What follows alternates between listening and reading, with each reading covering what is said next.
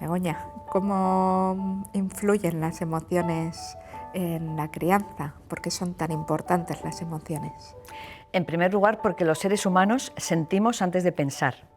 Es decir, ya en el vientre materno expresamos emociones a partir del 7º mes de embarazo. Ya están construidos, desarrollados una serie de músculos en la cara que permiten que el bebé en el útero ya exprese emociones.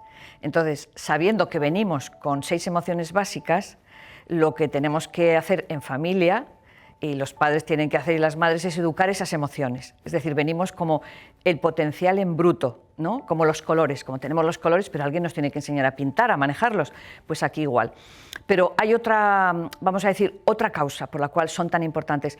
La razón es que son más poderosas que los pensamientos. Pueden llegar a anular, a disminuir incluso las respuestas ante un examen de un niño, por ejemplo, por ansiedad, por nervios, sabiendo la materia. No estoy diciendo que no la sepa, sabe la materia, pero por miedo, por ansiedad, por nervios, se puede bloquear. O sea que son tremendamente poderosas. Influyen en la salud, influyen en nuestro bienestar, influyen en el aprendizaje.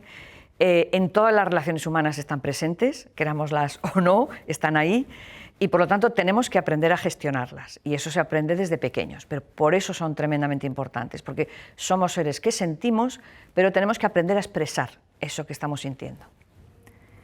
¿Por qué nos dan tanto miedo las emociones? Porque hay como, ¿no?, esas dos tendencias a veces a inhibir, no se expresa ninguna emoción en casa, no se habla de eso, o todo lo contrario, ¿no? Se desborda tanto la emoción que ¿cómo hacemos con eso, ¿no? Un poco, ¿por qué?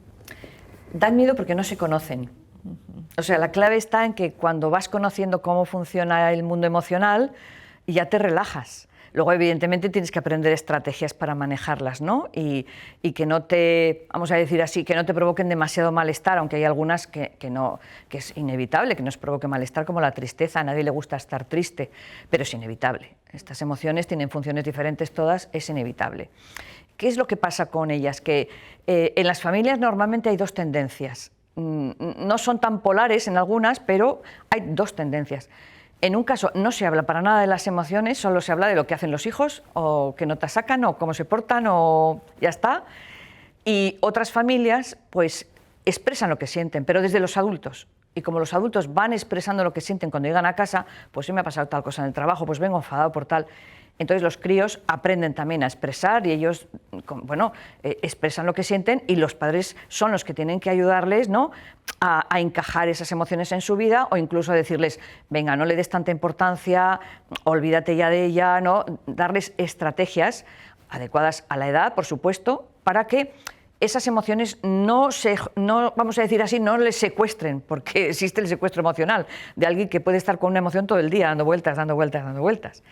Pero en las familias donde se habla de las emociones y donde además se considera que el mundo emocional es normal y que enriquece nuestra vida y que la afectividad es una dimensión de la personalidad, pues potencian muchísimo el bienestar y el equilibrio en el desarrollo de los hijos. Pero la verdad es que se suele tener miedo a lo que no se conoce. Y las emociones, con todos los motivos, porque hay muchas razones, son las grandes desconocidas. Pero a partir de hace 25 años, 20 años, con la aparición de la neurociencia, ya sabemos cómo funcionan, cómo se procesan en el cerebro, cómo se pueden regular, cómo se puede bajar su nivel de intensidad. Todo eso ya lo tenemos, como si dijéramos, ya investigado, cosa que antes no. Como no estaba investigado, pues no se conocía. A mí en mi carrera de psicóloga me hablaron un día de las emociones, en 5 años, y para decirme muy poquitas cosas. A medida que conocemos, nos relajamos. Begoña, ¿cuáles son esas 6 emociones que comentabas antes? Bueno, hay distintos modelos, pero yo sigo el modelo de Paul Ekman, que es un investigador y que me da mucha garantía, y además porque he visto ecografías de bebés en el útero expresando esas 6, no otras. La alegría, la tristeza, el miedo, el enfado, la sorpresa y el asco. Esas 6. Ahora hay otros modelos donde incluyen la culpa, donde incluyen el asombro, pero para mí asombro es igual que sorpresa. Y yo personalmente la culpa no creo que podamos nacer con ella, porque no he visto ni a un bebé expresando culpa, ni entiendo que eso se pueda gestionar de una manera. Entonces, esas 6 emociones básicas son primarias, es decir, que son innatas y universales. Cualquier persona en cualquier lugar del planeta ve una fotografía de una persona expresando rabia y la reconoce. o expresando asco y la reconoce. Luego, en cada cultura es verdad que sentirán asco por cosas distintas. Nosotros podemos, a mí si me ponen un plato de saltamontes para comer, pues sentiré asco, pero a lo mejor en Tailandia o en Vietnam, pues a lo mejor no.